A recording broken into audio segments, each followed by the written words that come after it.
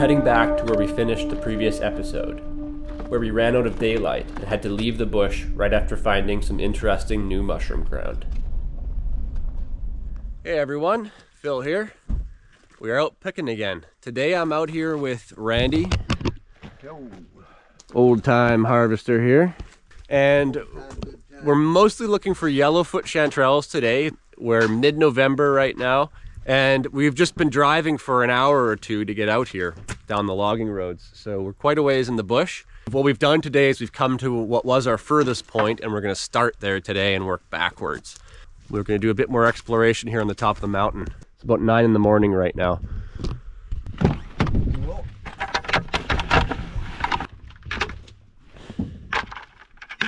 Yeah, we got radios, camera, GPS, batteries, all that stuff. Hopefully the season keeps going, but if it doesn't, this might be one of our last picks of the season in this area because it's quite a drive. The biggest limitation for us, doesn't get light out until around 7. It's challenging to drive these roads in the dark. And then it's dark out, completely dark by 4:30. Short days. Short days. Yeah, it's cold. It's only maybe 5 degrees right now, but look at the humidity. 100% humidity. Really excited to get in the bush today. One thing the camera does not pick up on is the air quality here is just, you know, it's pristine. These are beautiful forests. So if you missed the last episode, these episodes for this fall series, we're not really working in our known patches. We don't want to give all that stuff away. Sometimes it's just too risky for us to film that. We don't know what we'll find today. It's all new. Look at that. It's a dead hemlock tree. Right, no canopy left. Now this chanterelle is too old. It's just totally waterlogged, and we're drying our mushrooms, so we don't want that.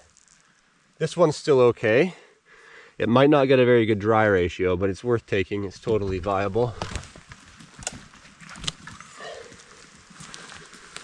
I'm on a very old road here, but the last time that this was logged was over 100 years ago, so this would have been a steam donkey road. Here we go. Let's see how the quality is. These yellowfeet are at a much nicer size now.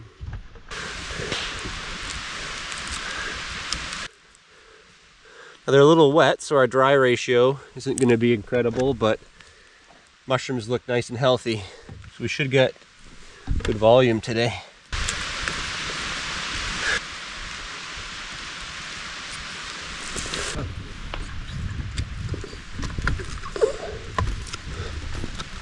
Still end up leaving quite a few because they're just not big enough. They matured small. A fairy ring of yellowfeet here. They come right around like this, and you can see where I picked last time right there.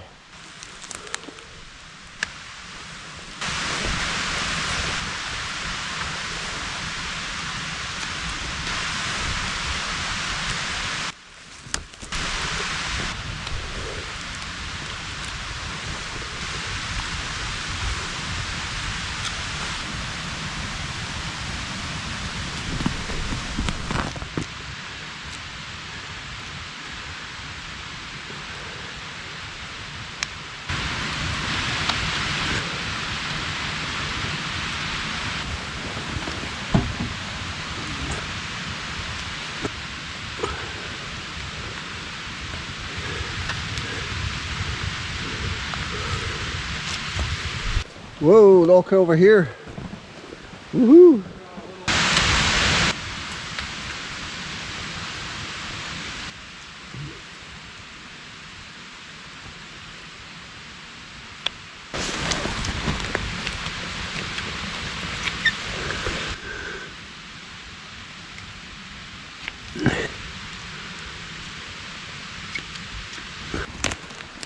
Look at that. Beautiful chanterelle. Hey.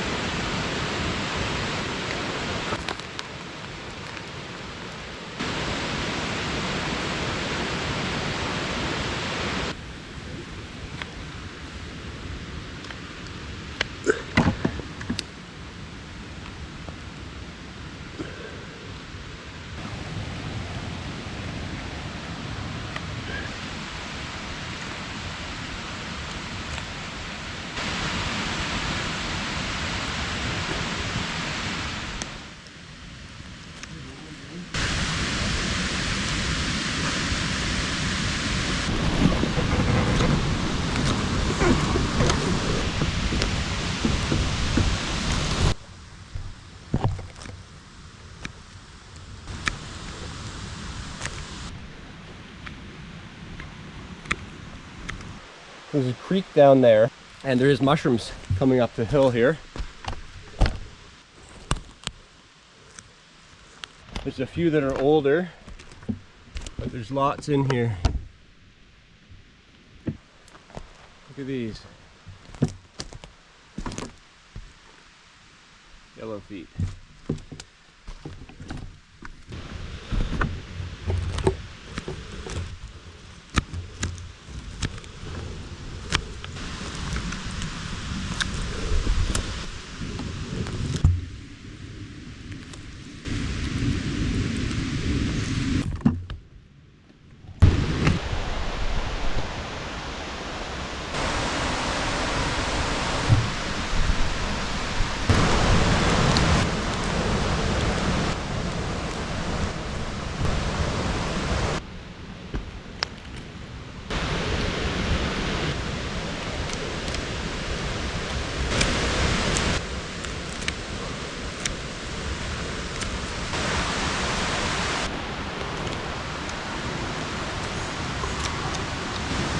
You look from afar and you just look, oh, there's just a couple there. Yeah. But then when you pull them out, you're like, oh. Yeah. We're hoping to pick up the other side of the creek, but with how it's flowing now, crossing might be a bit of a challenge. I can see a ton of yellowfeet right over there. I can't get across the creek.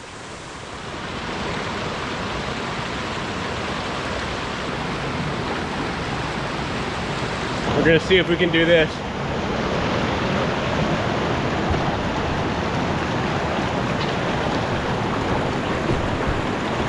It's floating, but it's solid enough.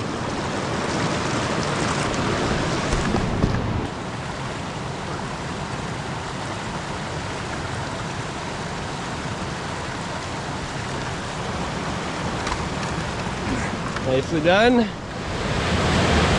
Wanted to share this moment with you.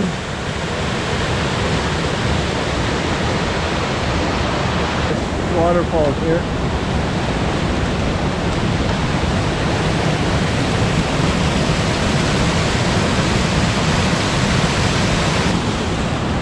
Well guys, this is a real gift.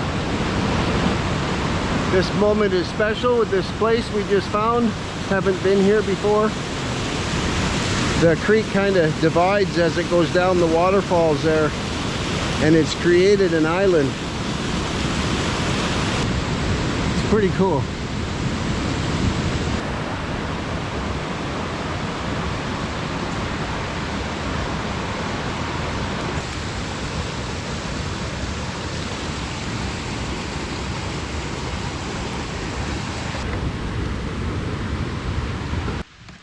Nice little patch of yellowfeet ahead here. Let's get into it. Just cleaning up here, Phil.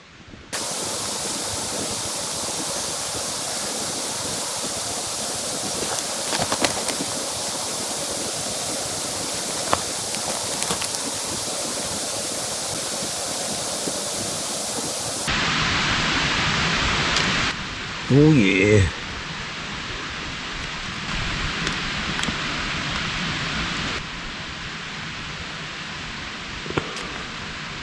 How about that? Share the moment. Let's get into it.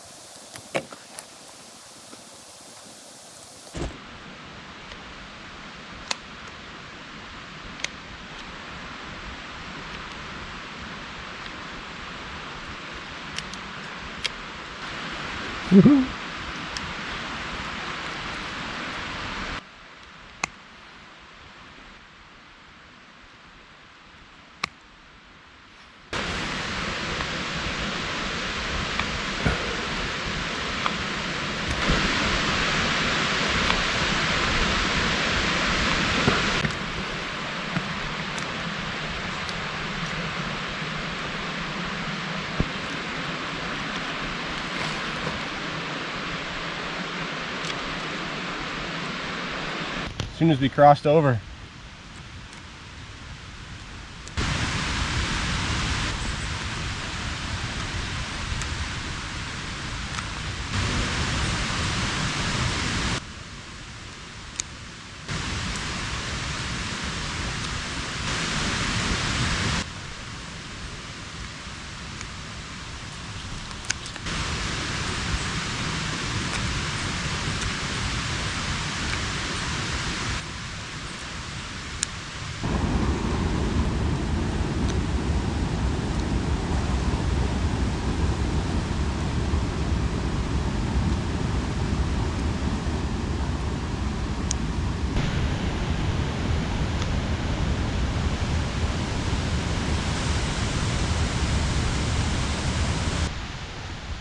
Old coral mushroom here.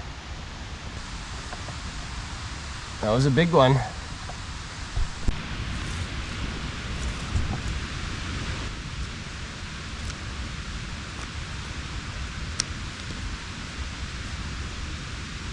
Big old.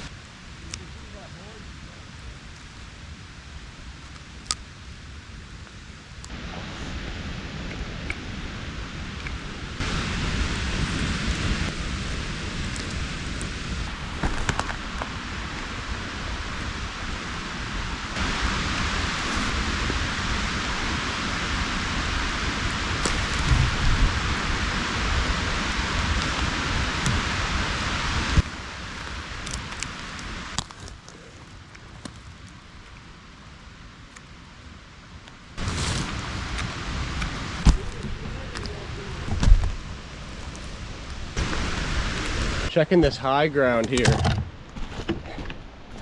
and I'm seeing more. Looks good here.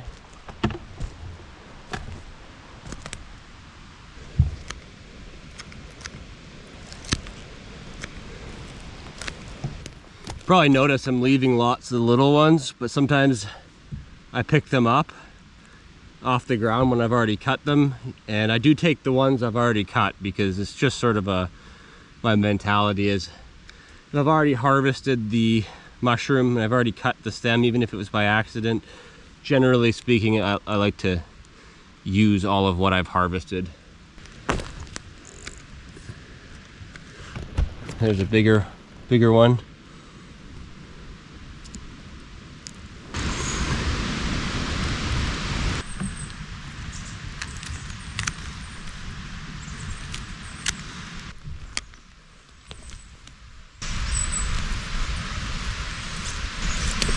How many are really in there? Gotta trim them up, but look at all those.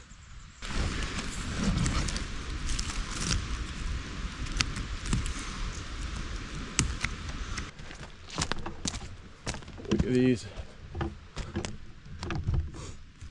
Here's a great example of some that are a little more mature. They're still good, but they matured without drooping. These ones decided to go upwards, probably getting more sunlight in this open area here. And the ones lower down were in the deeper forest, so the caps turned downwards.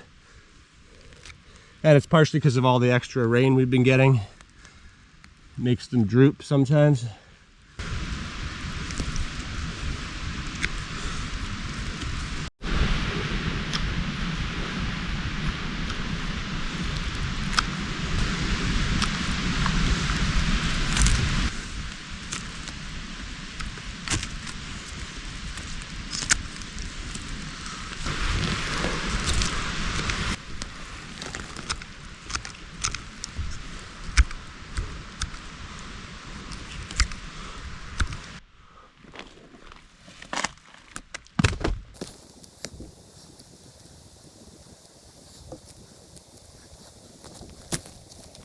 Those ones, see how they've gone really dark brown? It's because they're completely waterlogged. Just gonna squeeze them, see?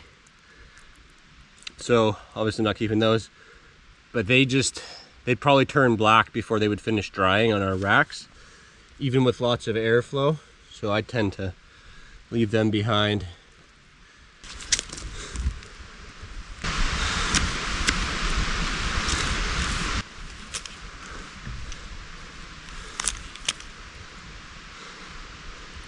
So You can see there's a clear cut back behind me a ways. And I'm sort of on this big ridge line knob here, bluffs. And going that way, it's just too thick, too much salal. There's a chance of pine mushrooms, but I didn't see any when I looked. So if I see a flag, then I'll explore more. But there's this little section here, you can see there's a little bit less understory brush and plants. And there is a lot of yellowfeet just down below me. So basically this is the end of where they're producing right now. If you head up that way, it's too thick. So I'm gonna finish that end back there, and then I'm gonna head down the ridge this way towards Randy.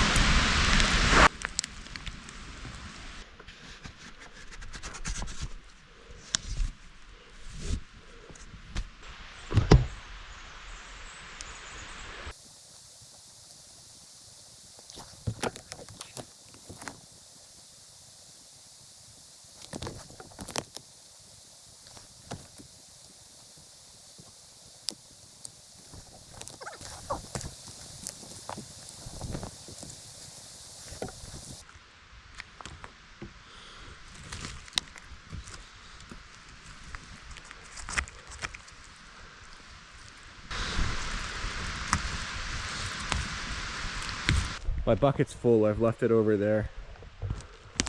Just doing a little scout. Yeah, there's yellowfeet all through here. That's good.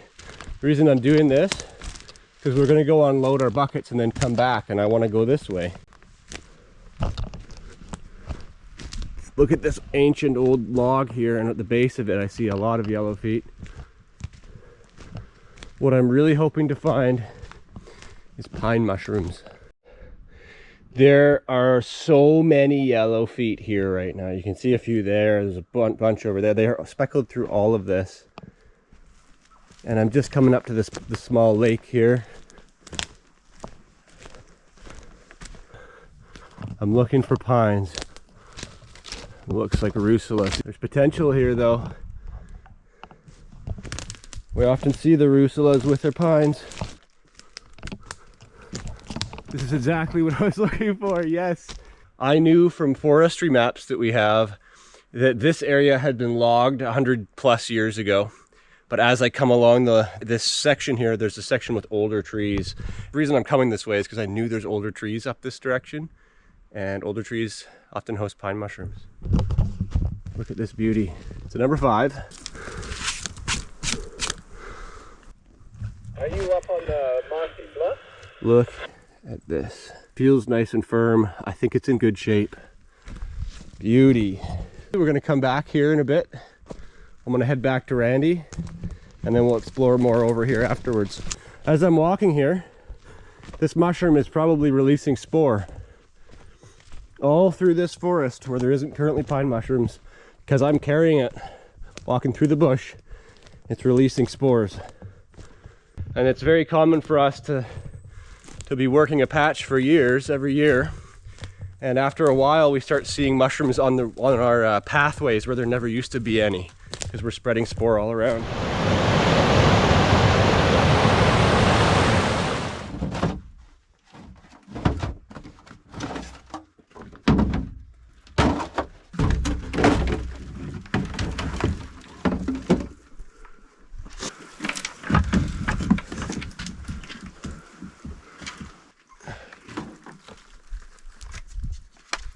Good.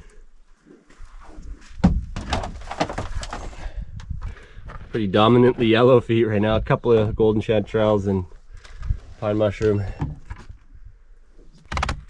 Look at that. Just no holes. I'm curious about up on top of this crown here. It could be good. Anyways, we're gonna have some lunch and then hit the bush again after that. Break time. We will be continuing our harvest in the following episode, so stay tuned for that. If you enjoyed today's video, consider giving it a like and then hit subscribe to see more. You can also find our online store on Shopify if you want to try some winter chanterelles for yourself. Thanks for watching.